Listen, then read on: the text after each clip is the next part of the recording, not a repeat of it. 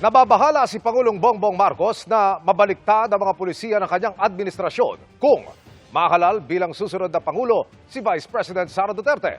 Pag-alma ng kapatid ng bise para naman anyang napakarami ng mga reforma ng Pangulo, sabay tanong kung ano-ano ito. Nakatutok si JP Soriano.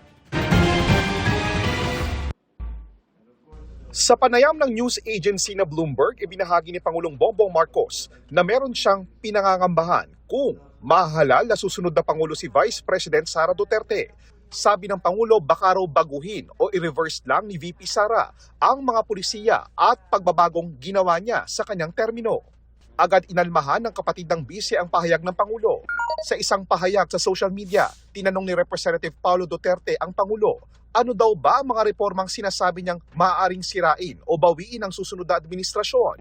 At dahil malapit na ang State of the Nation address ng Pangulo, baka raw pwede niyang isa-isahin ng malinaw ang kanyang mga nagawa na ramdam ng ordinaryong Pilipino.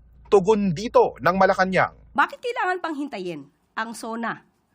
Samantalang kung manunood lamang siya ng press briefing, makikita niya na po kung ano ang ginagawa ng Pangulo. Patutsyada pa ni Representative Duterte, hindi raw lalamang ng ganun si Marcos noong eleksyon kung hindi dahil sa kanyang kapatid. Ipinapakita raw ng kasaysayan na ang pagkapanalo ng Pangulo ay hindi dahil sa pangalang Marcos, kundi dahil sa tiwala at suporta raw na dala ni Vice President Duterte. Kinontra ito ng Malacanang. Unity team sila. Hindi mo pwedeng sabihin na ito ay dahil lamang kay Pangulo Marcos Jr. o dahil lamang kay Vice Presidente. Unit team. Ibig sabihin, nagkaisa sila. Ngayon, bakit ibinibigay lamang sa Pangulo ang mandato? Pangulo po siya. Hinihinga namin ng pahayag din si Vice President Duterte mismo. JP Soriano, nakatutok 24 oras.